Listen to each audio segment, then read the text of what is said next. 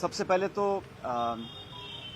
राजस्थान में high court का जो वर्जन आया है, जो टिप्पणी आई है आरपीएससी को लेकर, वो अपने आप में बहुत कुछ कहानी बयां करती है। आरपीएससी वो संस्था है जहां से प्रदेश का नौजवानों का भविष्य तय होता है एक तरह से। और लंबे समय से मैं खुद भी कहता आया हूं और लोग भी कहते हैं कि आरपीएससी का जो गठन है, जो चयन प्रक्रिया है, जो कार्यप्रणाली है, जो जवाबदेही है, जो पारदर्शिता है, वो पूरी तरह कॉम्प्रोमाइज हो चुकी है।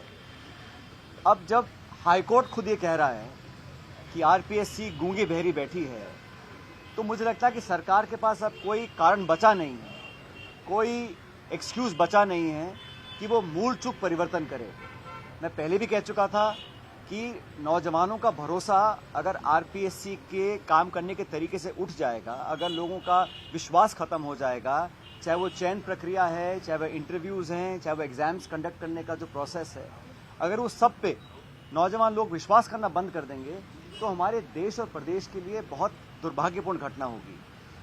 मैंने पहले कहा था कि आरपीएससी में जो हुआ वो पूरा एक्सपोज हो चुका है, तो बिना समय जाहिर करे उसमें मूल चूक परिवर्तन करना पड़ेगा। और बार बार ये कहना कि वो संवैधानिक संस्था है, उसमें परिवर्तन करना पॉसिबल नहीं है, ये महज एक बहानेबाजी है।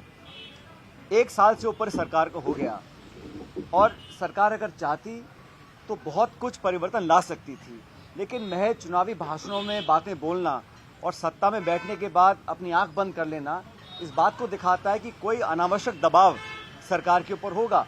क्योंकि पुनर्गठन करने में, उसको रीऑर्गेनाइज करने में, उसमें कुछ चेंजेस लाने में या उनके वर्किंग को बदलने में सरकार बिना समय खोए काम कर सकती थी, लेकिन जानबूझ के इसको लटकाया गया।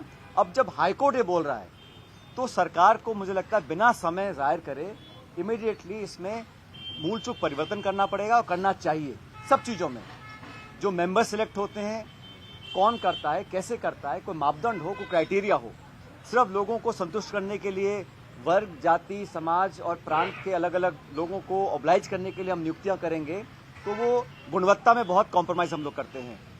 जब चोरियां पकड़ी जा रही हैं, रंगे हाथ लोग पकड़े जा रहे हैं, पुलिस कार्रवाई कर रही है, फिर भी आरपीएससी को अभी तक सरकार ने कोई भी बदलाव के संकेत नहीं दिए हैं और सिर्फ अपनी जान बचाने के लिए स्टेटमेंट दे रही है। और कल का जो स्टेटमेंट हाईकोर्ट का आया है, उसके बाद तो मैं समझता हूँ कोई कारण नहीं रहा कि सरकार इस पर कार्रवाई ना करे। सरकार को करना चाहिए और ये बताना चाहिए कि 14-12 महीने सरकार ने ऐसा क्यों नहीं किया। इस बात को न सिर्फ मैं, हमारी पार्टी, प्रदेश के लोग सैकड़ों बार उठा चुके हैं।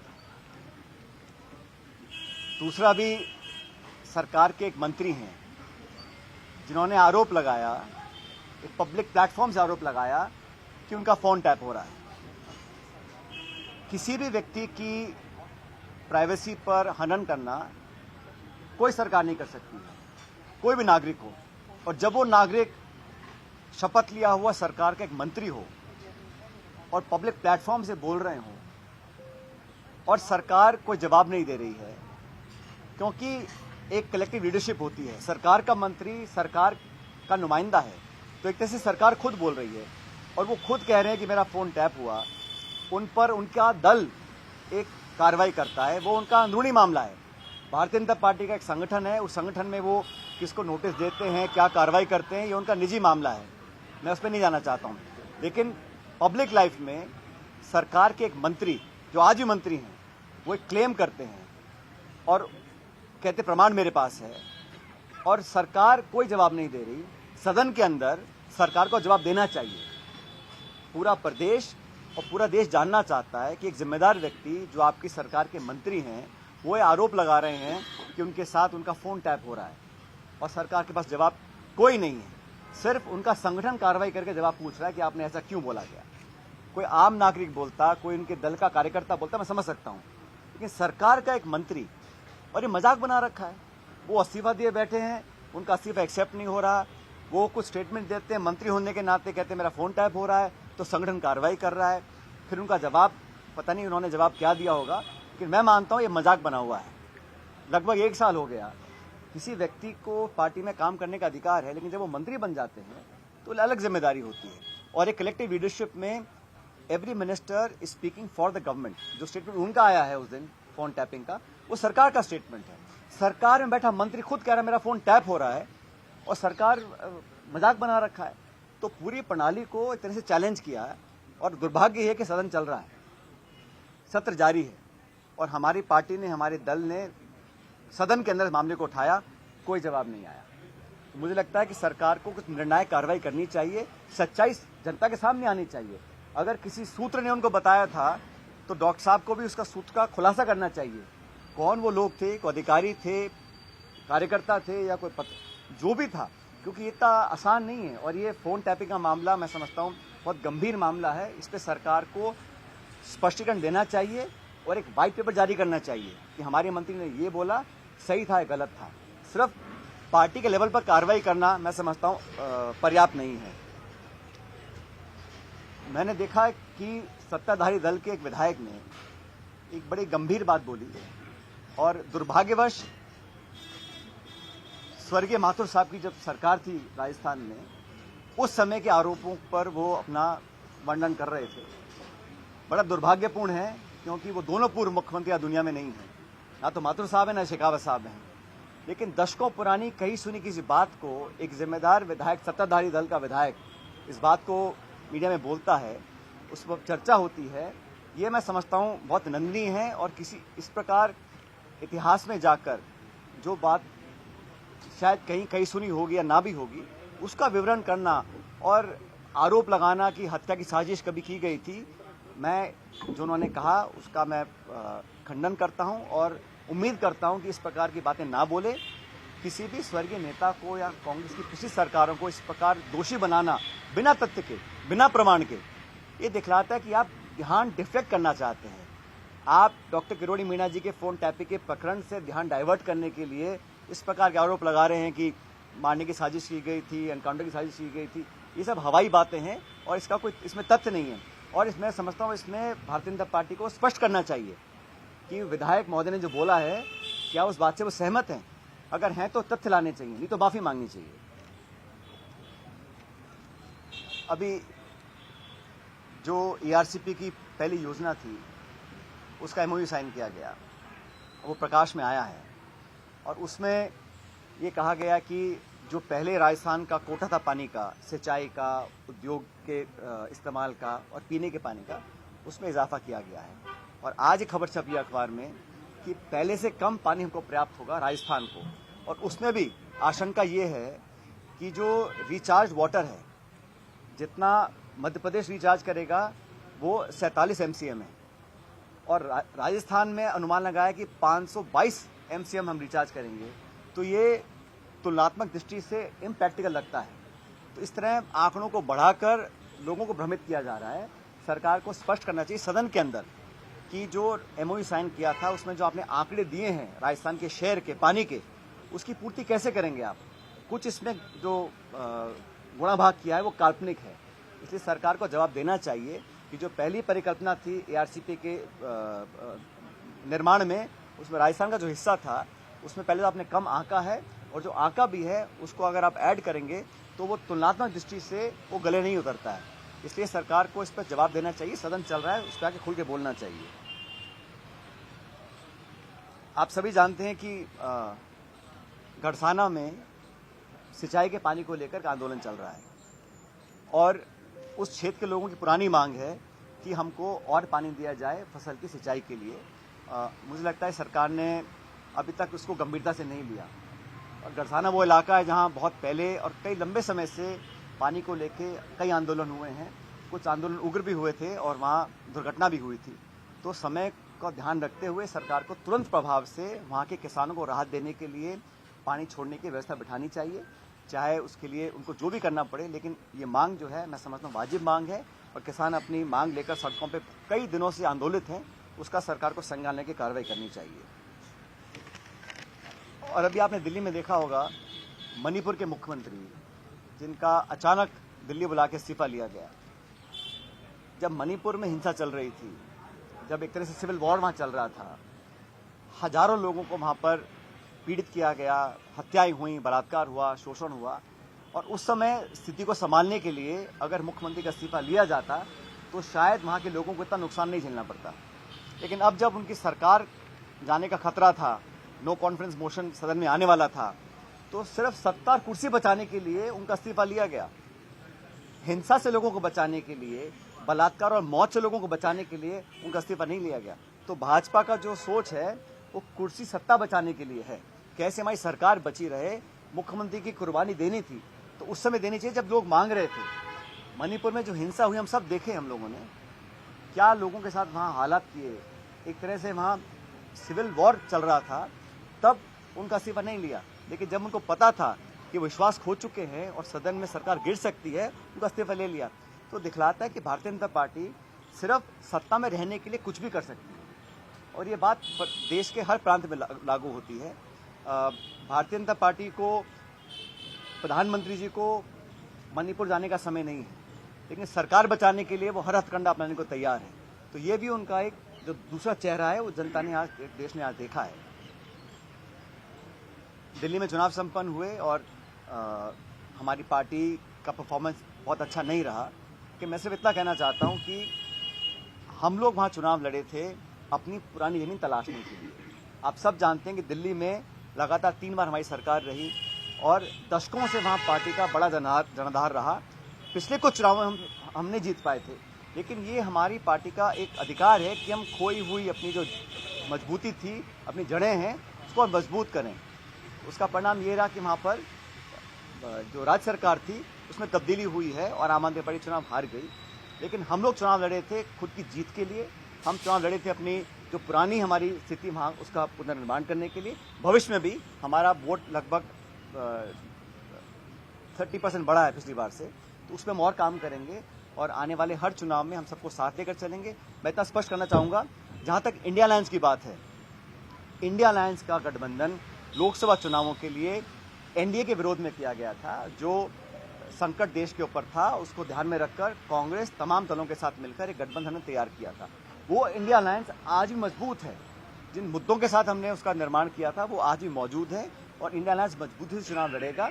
आने वाले हर राज्य के जो चुनाव होंगे वहाँ अलग परिस्थितियाँ बनती हैं, लेकिन पैन इंडिया लेवल पर कांग्रेस पार्टी और इंडिया अलायंस की जो एक हमारा इकट्ठा आना था, वो मुद्दे आज भी मौजूद हैं और इंडिया अलायंस मजबूती से आगे काम करता रहेगा। लेकिन सर, इंडिया अलायंस के साथ आम आदमी पार्टी के खिलाफ भी कांग्रेस खड़ी, क्या आप रूट कांग्रेस का ये है कि राज्यवारी वो गठबंधन करेगी? सिर्फ अलायंस में अलग अलग दल होते हैं, हर राज्य में कहीं उपचुनाव है, कहीं राज्य के चुनाव हैं, तो राज्य की स्थिति को देखते हुए अलग अलग पार्टी निर्णय करती हैं।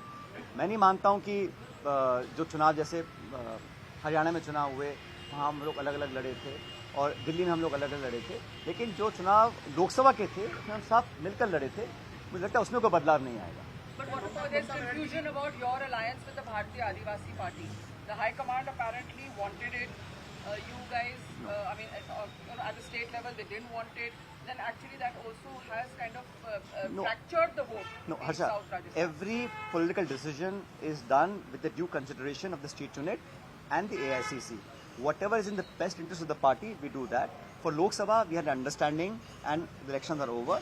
For the by-election, it's a totally different landscape and we had to do what the party in the state unit wanted to do, but that was in consultation with the AICC. So I'm saying a by-election or a state election is not in the same purview as the India Alliance for the national elections. लेकिन भविष्य में जो भी निर्णय लिया जाएगा वो अलग अलग दलों के साथ बैठकर लिया जाएगा। लेकिन मैं फिर कहना चाहता हूँ, इंडिया अलायंस का जो गठबंधन था मजबूत है और मजबूत रहेगा। So what about Hanuman Beniwal? What's the party stand on that? मैंने कहा ना, बाई इलेक्शन में हम लोग अलग अलग लड़े थे, लेकिन जो हम चुनाव लड़े थे तो साथ ही लड़े थे। उसका परिणाम यह है कि भाजपा 11 जगहों पे चुनाव हारी थी, तो वो मजबूती का परिचय हम लोगों ने दिया था। और लोकसभा चुनाव में जब भी चुनाव होंगे हम सब मिलकर चर्चा करेंगे। You have said that a cabinet minister, a sitting cabinet minister, has alleged that his phone was being tapped, and the government has made a mockery of it. Do you think phone tapping used to happen during the Congress regime as well? I am saying that when a sitting minister, please understand, it is not an allegation of the opposition. It's not an allegation of an ordinary party worker or a citizen of the state. That itself is very severe and a very grave offence. But if a sitting cabinet minister has on record made that allegation that his phone is tapped, a mere organizational notice does not justify the action that should have been taken. It's a very grave offence, especially uttered and on public said by a cabinet minister, sitting cabinet minister. भाई विपक्ष के लोग आरोप लगाए मैं समझ सकता हूँ, लेकिन सिटिंग मिनिस्टर बोल रहे हैं और बजाय सरकार को कार्रवाई करे संगठन नोटिस दे रहा है, उनको जवाब मांग रहा है. That does not justify the action that is required to be done. And phone tapping is a serious offence. Any such incident, now or before, should be absolutely transparently investigated, and anyone found guilty, any leader, any party member, any officer, any police officer, जो भी है, अगर किसी ने कुछ गलत किया है तो उसका आना चाहिए. कहा है कि हर गलती सजा मांगती है, तो गलती करेगा तो सजा मिलनी चाहिए.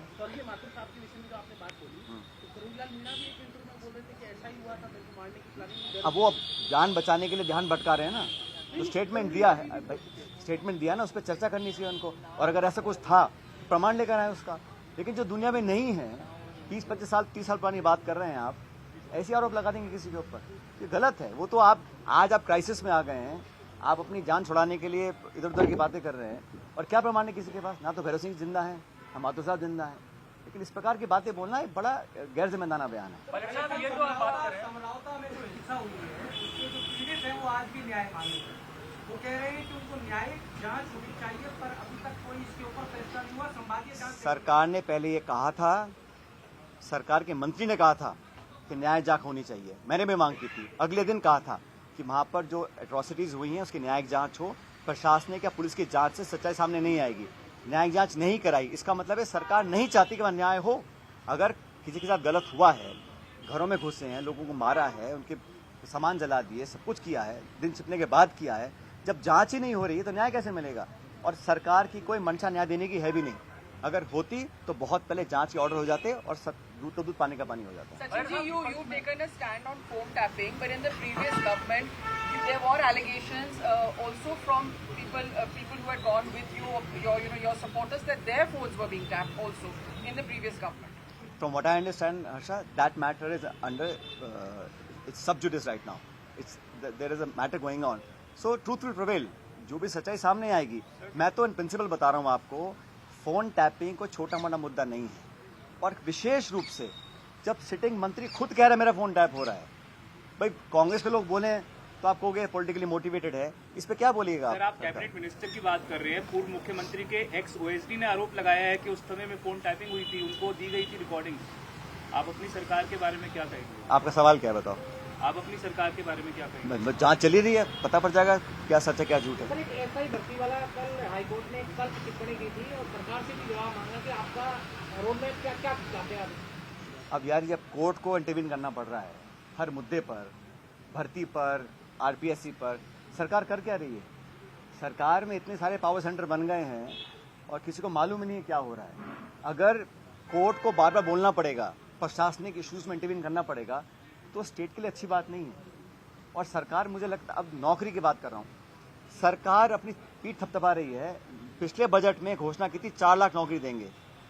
अब जो खाली पद पड़े हैं, अस्पतालों में पड़े हैं, प्रशासन में पड़े हैं, उनकी भरपाई क्यों नहीं कर रहे हैं? खाली पदों को भरने के लिए सरकार को अभियान चलाना चाहिए.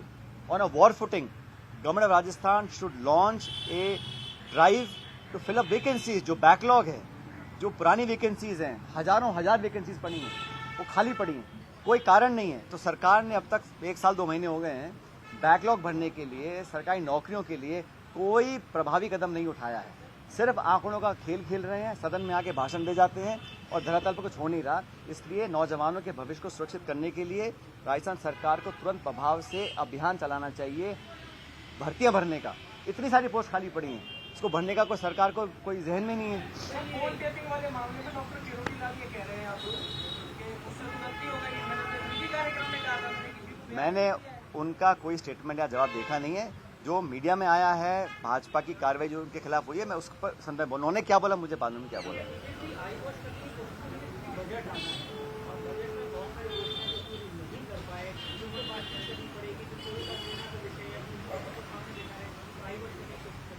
भाई सरकार की जिम्मेदारी है और सदन को चलाना सरकार की जिम्मेदारी है. गवर्नमेंट की जिम्मेदारी है सरकार को सदन को चलाना. अब सदन में आपके मंत्री आरोप लगा रहे हैं, आप जवाब नहीं दे पा रहे हैं. आप जो अब तक सदन चला है, मुझे लगता है सरकार गंभीर नहीं है. वो शायद चाहती चर्चा ही ना हो. वो सदन को चलाने के मूड में ही नहीं है, क्योंकि सदन चलाना हो, जैसे जिलों के भंग करने पर हम चर्चा मांगी, स्पीकर ने हाँ बोल दिया, फिर सरकार विरोध कर रही है, फिर उसमें लेन देन करते हैं, फिर हंगामा मचेगा। विपक्ष का काम है जवाब मांगना, चर्चा करना, और सरकार का काम है जवाब देना। अब जब जवाब देने को है नहीं तो वो सूट करता है कि अब हंगामा करो, हम सदन नहीं चलाएंगे। लेकिन सरकार को चलाने की जिम्मेदारी सरकार की है, और मैं तो कहना चाहता हूं सरकार को हर मोर्चे पर अपना स्पष्ट मत रखना चाहिए। और जो जहां तक जिलों की बात है, मैंने पहले भी कहा था, जिलों को अगर आपको खत्म करना आपका मन था तो आप एक मापदंड तय करते, जनसंख्या का, भूगोल का, प्रशासनिक मापदंड, ताकि एक क्राइटेरिया बनता। मनमाने तरीके से आपने इनको संभाग खत्म कर दिया, जिला खत्म कर दिया, और जवाब देने को तैयार नहीं है। अगर आप एक फ्रेमवर्क बनाएंगे, उस क्राइटेरिया के आधार पर आप जिलों को रखें या निरस्त करें, बात समझ में आती है। मनमानी तरीके से आप जिला शक्ल देख के हाँ या ना कर रहे हैं, ऐसे नहीं चलता है। सरकार को जवाब देना पड़ेगा।